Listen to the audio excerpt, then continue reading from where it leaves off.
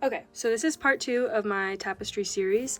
I've finished my tapestry and I just used a Snoopy Halloween pattern that I made a free graph of that I have up on my Instagram account, which is linked below. But yeah, I finished the last stitch of my tapestry and now I want to do a border. And I like to do borders around because it just makes it look a little bit neater in my opinion. You don't have to, you can just stop here, but this is a tutorial for how to do the border. So first of all, I like to do my border with the front of the tapestry facing me. That way the crochet border that I do is on the right side. So I'm just gonna do a border of single crochet around. So if you've ended in this last stitch right here, in each corner, you're just gonna do one single crochet in the corner, which I've done, and then you're gonna chain one, and then you're gonna go back in that corner and do a single crochet.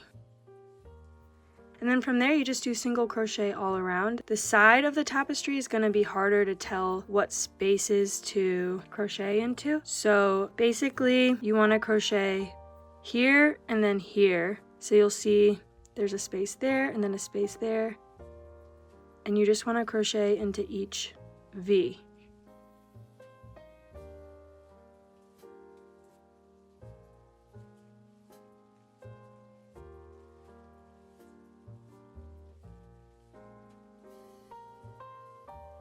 And if you're confused if you're doing the right amount of single crochets on the side of your tapestry, I would look at how many rows you have in the project. So the amount of single crochets you have on the side will equal the amount of rows you have.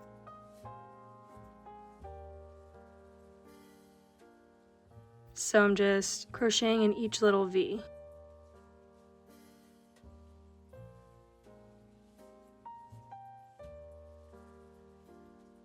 And that's what it should look like so far. I think it looks really neat in my opinion. And then, yeah, I'm gonna do the rest of this side and then I'll start working on this side. All right, so I've done a single crochet along this whole side and then I've gotten to the corner. And so we are going to go in that corner right there. Single crochet, chain one, and then single crochet in the same stitch. And then we are going to single crochet across the bottom. So I like to think of it as going under these two strands. See, like right there.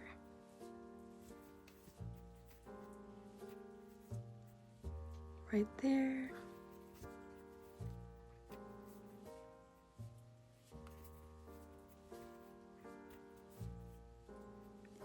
Right there,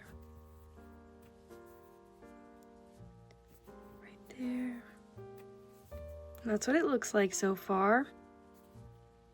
And yeah, I'm gonna keep doing that across the bottom. And then remember, in each corner, you're gonna do a single crochet and then a chain and then a single crochet in that same stitch. And then do the same thing, single crochet on this side and then single crochet on the top. And then I'll come back when we get to this edge. Alright, so I've done single crochet border around nearly every side. And now for the finishing touches, I'm going to single crochet in this stitch. And then in this corner stitch right here, I'm going to slip stitch. So instead of yarning over again, just gonna pull that through like that.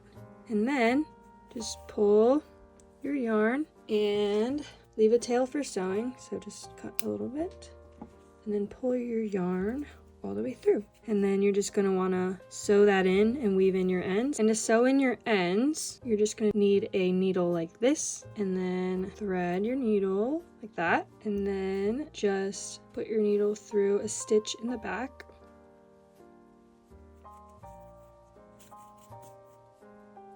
It'll look like that from the front, and then just weave in your ends. You can do it so many different ways. I just kind of weave it through, and then at some point I'll do a knot. And then weave a bit more.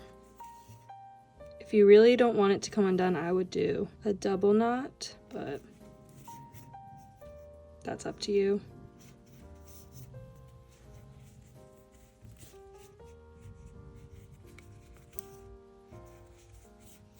All right, yeah, and from there, it just depends how much you really want to keep weaving it in, but I'll just cut my tail. And yeah, I have all my other loose ends that I have not woven in, which, you know, you just repeat the same process like I did here, so that's pretty self-explanatory. But yeah, after that, we'll be done. My next video will be about how to block your project if you want, and if you're not familiar with blocking, blocking just helps to even everything out. And then after that, I'll make a video on how to attach dowels to your project. I hope this was helpful, and I will see you in the next video.